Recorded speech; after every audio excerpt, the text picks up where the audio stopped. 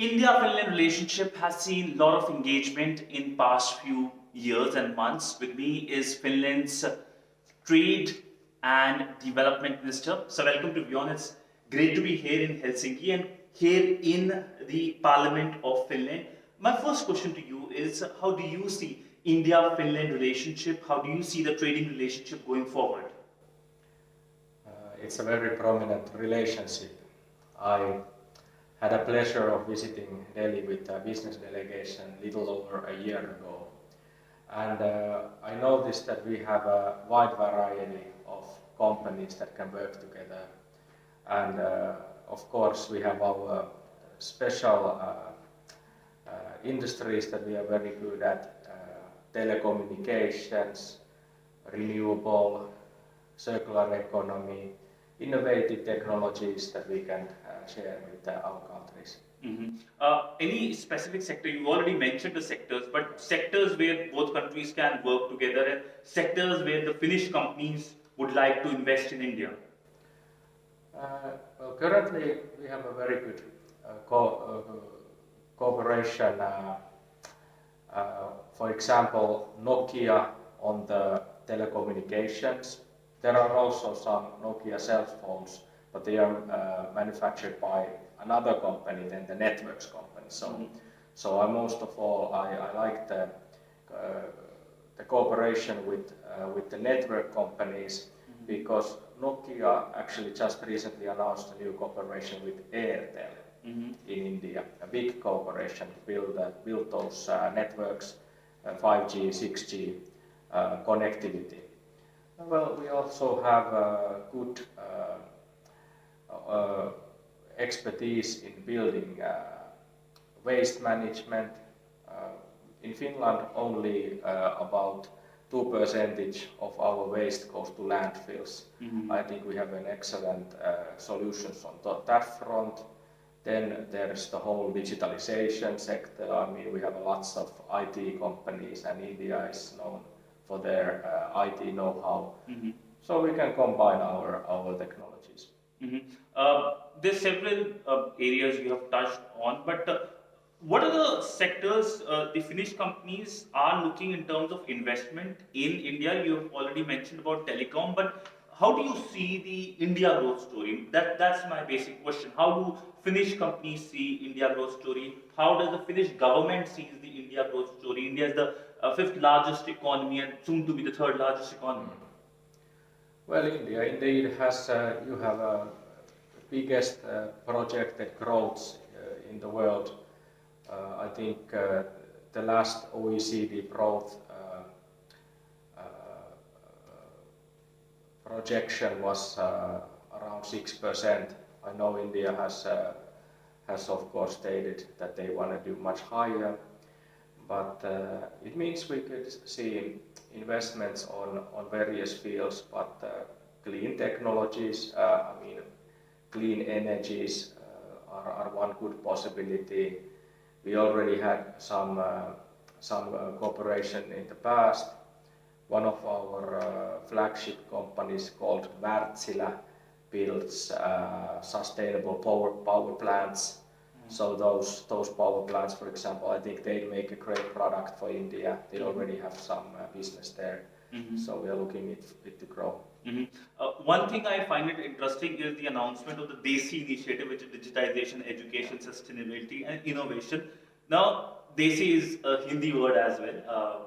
DESI means essentially something which is very local, which is very Indian in many senses. So this is the cornerstone of your trade strategy. Now, can you explain for our viewers the DESI strategy for India by Finland?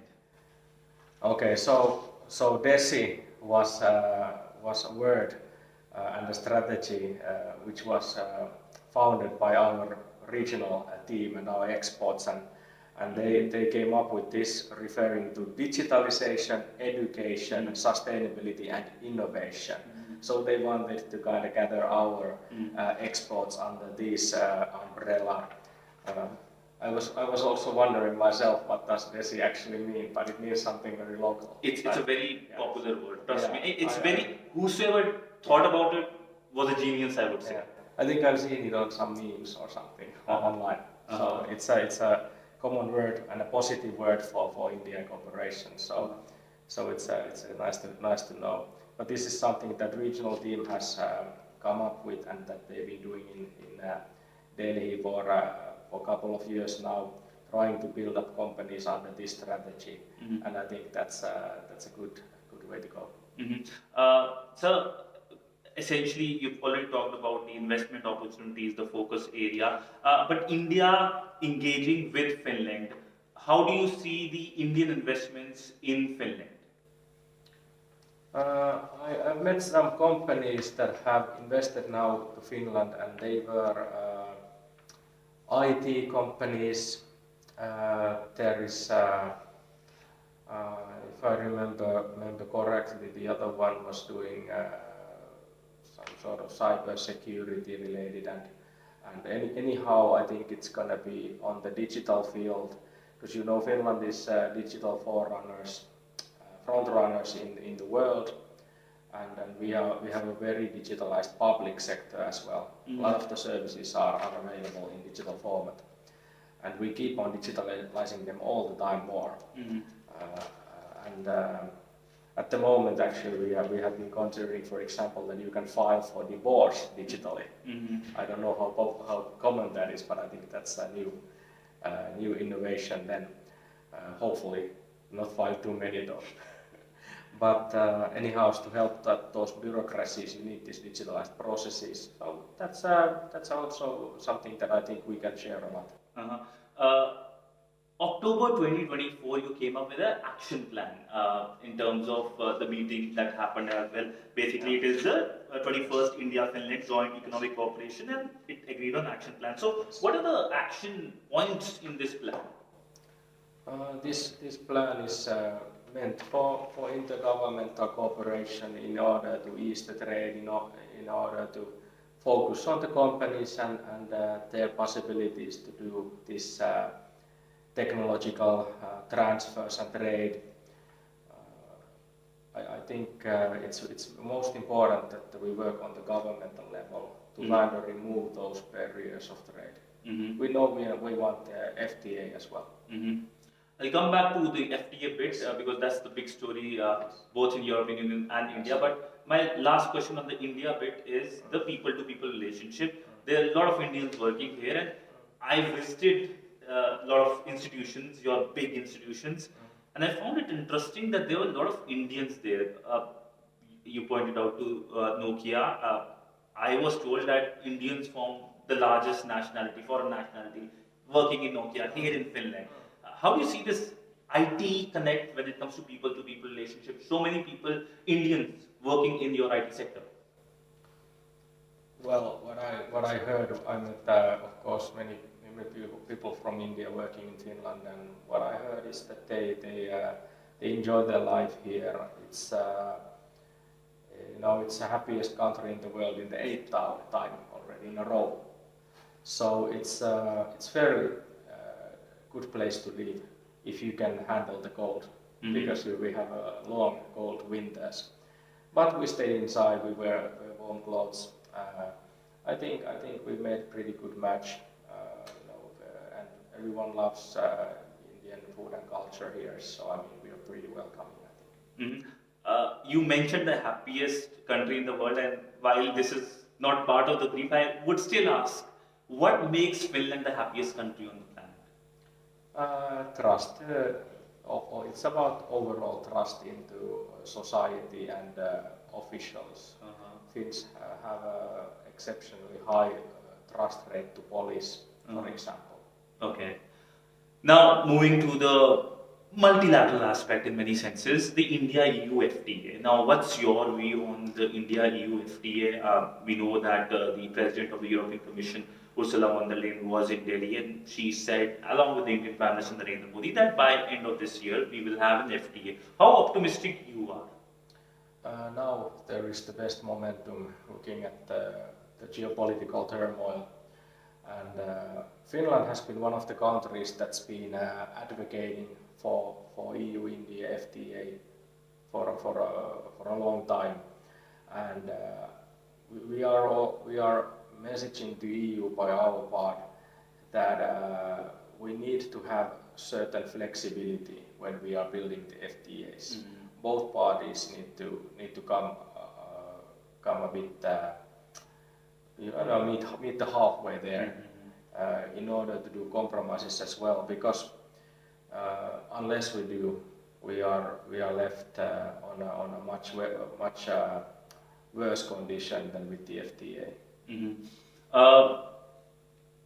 Carrying on with the trade aspect, Donald Trump announced the tariffs. He, of course, has paused the tariffs as well. He is going back and forth over this issue. What's Finland's position on the tariffs that were announced? How disruptive it can be for not only Finland but European Union?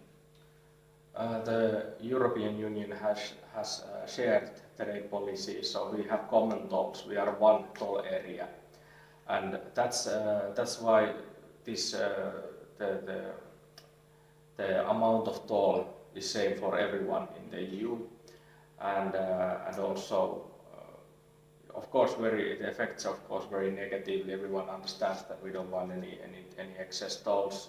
We'd actually rather move to more on the open trade. Finland is very much advocating that. We've been a very free trade minded country ever since we started our industries, and now we are hoping that deal can be negotiated like USA probably wants, but we are still looking the situation.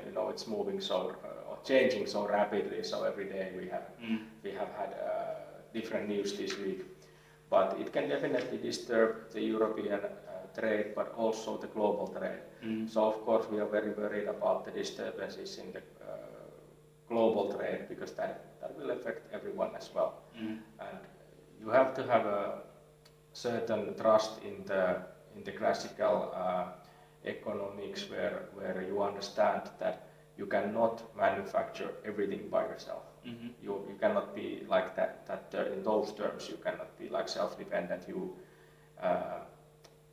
must trade the products that you can buy and are better to produce elsewhere. So I think we cannot abandon this idea. It's the principles of our global growth. And I understand that countries, India as well now as a big country, you of course you have a certain interest to keep a lot of manufacturing, all those security related things back home as possible. But you have to be careful. There's a thin red line that when it's being crossed, that means the trade is going to stop, and then everyone's going to lose. But Donald Trump has announced the pause as well. Do you think it's a breather, or do you think that, I know it's difficult to predict Donald Trump, but do you think that it gives European Union, Finland, space to forge a new deal with Trump administration? Yes, that's very much possible, but for sure, it's nothing is certain. So at the moment, when these talks have also been opening the negotiations, I think you can see them as a negotiation openers in some level, and we'll see if it's possible to do a good deal. I mean, a lot of people in USA would be advocating against taxes as well. I mean the tariffs, but the tariffs are taxes for companies eventually, and taxes for people, so they have a tendency to increase the inflation as well. While he has announced a breather, a pause, 90-day pause, there's one country he hasn't given that breather, that's China. Now, how do you see the US-China trade war, to use the phrase, impacting European Union, your country as well? Well, first of all, we do understand that USA has a big trade deficit with China, which is not very sustainable. And I think the current model of manufacturing cheap in China is not the most sustainable one. on many aspects. But for the European Union, well, we do share some of those problems for sure. And one of the possible consequences is, of course, that if China would have overcapacity, they could try to sell even cheaper products to EU market than before. That could cause some market disturbances as well. So we'll see how it goes. Definitely, we are looking very carefully there. And do you think that the era of WTO, World Trade Organization, is coming to an end? It's not dead right now, but do you think that WTO is in ICU? It's in coma? Yes, it's been already since the Trump first term. It's been because the dispute settlement system is not working, so it makes it. I think it does make it of course much more inefficient, but we have to believe that the countries would go back, sit together on one table. I think if we want to create actual global stability, and this is more for the benefit of the whole humankind, I think we would need the multilateral institutions like WTO in order to do fair trade with everyone. I don't think it might look that you can do better trade deals and you can try to achieve level playing field doing it bilaterally at first, but eventually that's not going to work. It's going to create a lot of uncertainties. So we in Finland we want there to be an international law and want the international law to be respected. My last question to you is, and ending on a very lighter note, you mentioned about India and Indian food being popular and everything. Anything India connect for you? Do you eat Indian food? Do you do yoga? Anything? I do eat Indian food. It's one of my favorites, and we have quite many connections to India. I think you can see it in the Ministry of Foreign Affairs that many people do have a special relationship to India. So definitely it's an interesting country which I would like to travel maybe on a holiday or on free time someday. So hope to see you soon in India. On that note, thank you so much, sir, for giving us time. I know it's a packed schedule for you and speaking to us here in Helsinki. Thank you so much, sir. Thank you for being here. Thank you so much. Sidhant Sibal for WION in Helsinki, Finland.